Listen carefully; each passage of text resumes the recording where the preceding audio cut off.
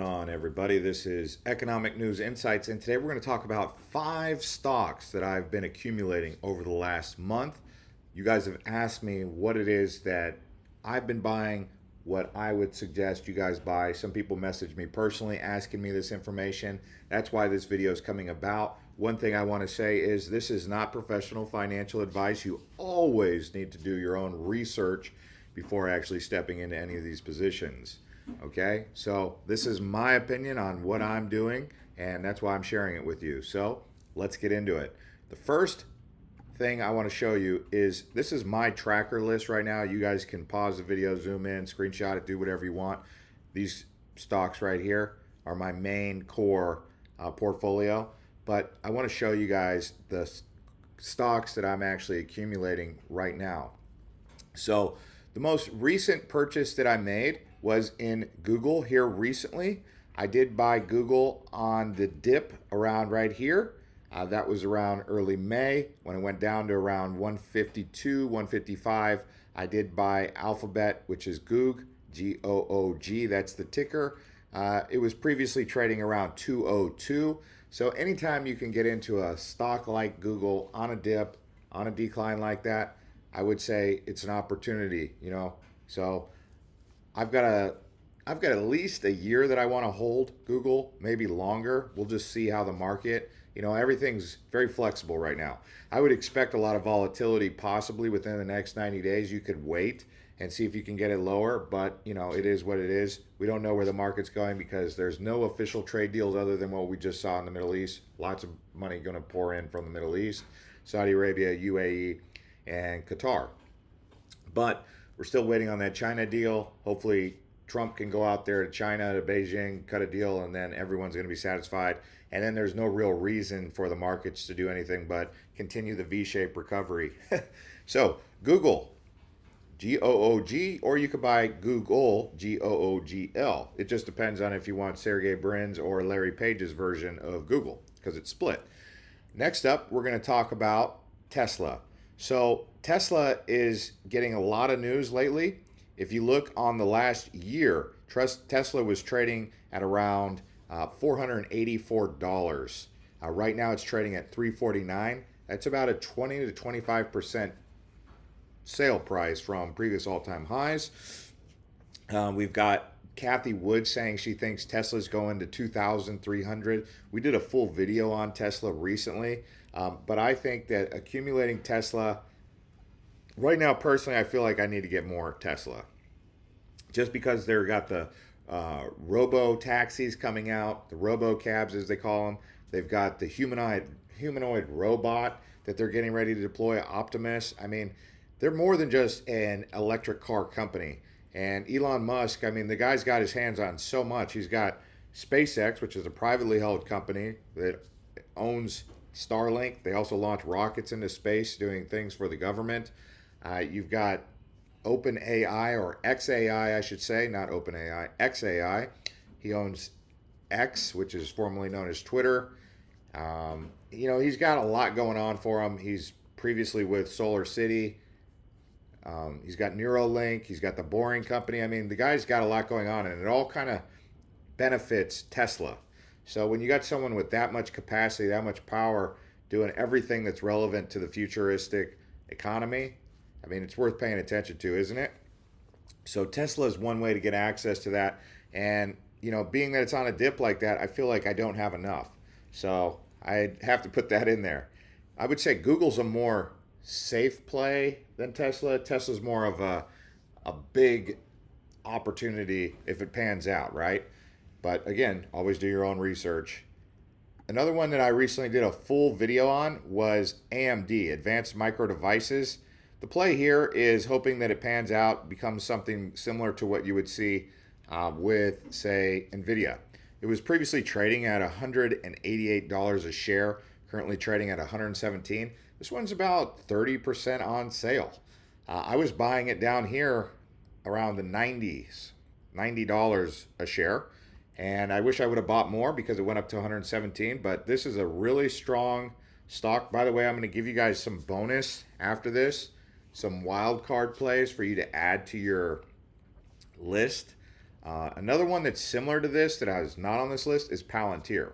Palantir, I mean, I want to put Palantir on this list, and it probably should be on here, but from where I bought it recently at around $80, and it shot up to around, I want to say, let's see, let's just take a look at Palantir. I just want to give it an honorable mention, but it shot up to what, 129. So it's been one of my best performers here recently.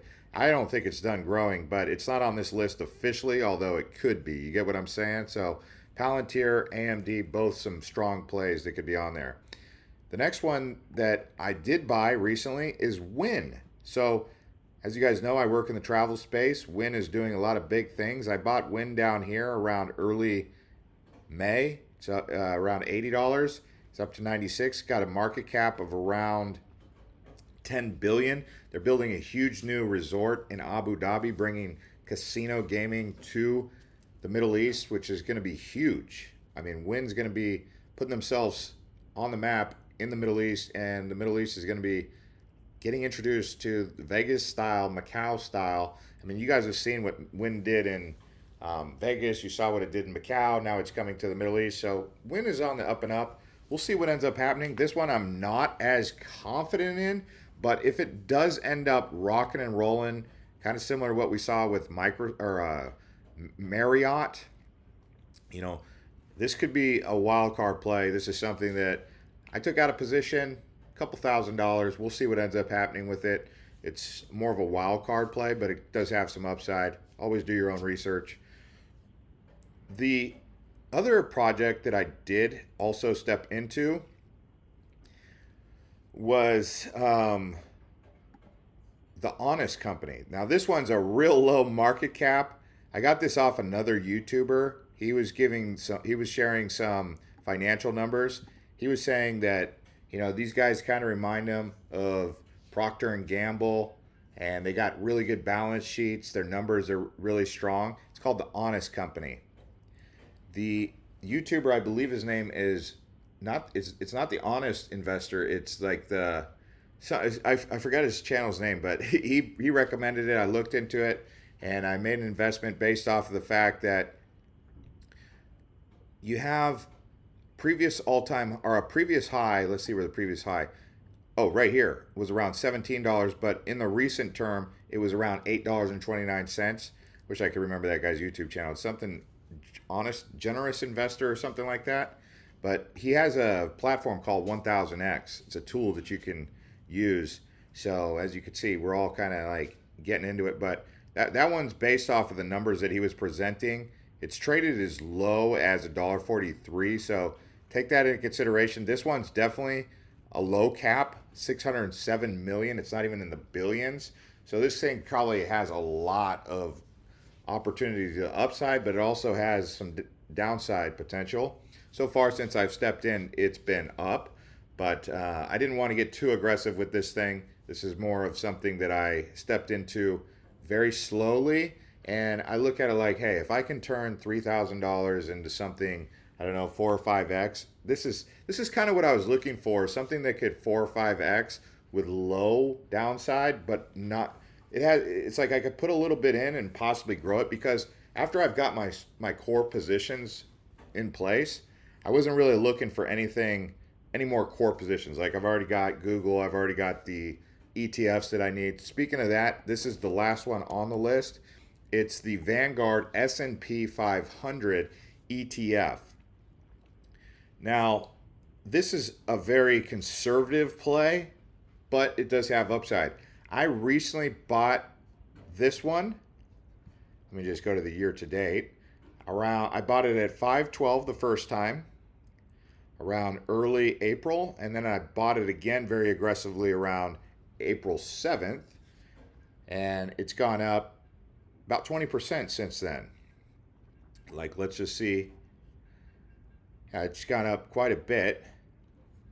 So this one's, again, I call this old man style investing, something that it works out, and we'll see what ends up happening with this. I mean, this is where I allocated a lot of money. I put most of my money, I put the largest amount of cash into this, just because it's a safe play, and I believe this one's going to be growing slowly but surely. It does yield dividends, supposedly. I don't think I've gotten a dividend payment from it. I did get a dividend from the JP Morgan NASDAQ one, but not the Vanguard S&P 500 ETF. But they say they're going to give a dividend. I need to see exactly when they do those. And then I'll give you a bonus one right here. This is one that's kind of like a hedge against everything. This one is Barrick. Oh, that's gold price. But Barrick Gold. And that was the price of gold. But you could buy physical gold, although I didn't exactly do that. I bought mining stocks. So Barrick Mining Corporation, I believe there's another share out there. I want to say the ticker is gold. I want to say that's the ticker, but I believe we're on the right path here with this Barrick Gold Mining. Let me just make sure. I actually invested on a new platform, EBKR. I don't know if you guys have ever used IBKR, I should say. Let me see if I can get the exact ticker for you. But IBKR is an international brokerage. So this is where I made that investment over there. And the reason I put the investment over here is because I'm looking to actually invest in foreign markets. That's kind of my next play. My next goal is to get involved in foreign markets. And so I made the investment in the gold arena with that. So we'll see what ends up happening as this happens. It is a bit of a different platform than you'd usually use, but Barrick Gold or Barrick Mining Corporation. There is a few different international mining businesses that I'm looking into, but this is me slowly but surely stepping into international investment. But Barrick Mining Corporation, you guys could take a look at them if you guys want to get into gold mining. There's a few different gold mining stocks. In fact, if you just come over here to the AI and you say 5 gold mining stocks worth buying, and it's funny how they do a thumbnail like that. They totally distort my face. The picture that I gave them and what they do with it is like they distort it. It's just funny. So you've got, yeah, see, Barrick Gold. I don't know why the ticker is gold, but on Yahoo they don't want to give the proper. Let's see here. I don't know why they don't. Yahoo's not recognizing it. But you see Newmont there. I wonder, let's see, ticker. Let me see if I can get the ticker. Gold. See? That's interesting. But either way, getting exposure to gold with any of those companies is probably a good way to get exposure without having to hold on to physical gold. This is the one that I bought, but Newmont, you can see they're the world's largest producer. Barrick is one of the most recognized miners. They're strong with low debt on their balance sheet, pays quarterly dividends. You get exposure to gold and copper. But any of these, I'm sure if you do a little bit of research into one of those 5, you can find it. But that's just an arena that you can explore. Anyways, hope you guys enjoyed this video. We'll see you on the next one from Economic News Insights. Check the links in the description below to get signed up for any of the brokerages that I use.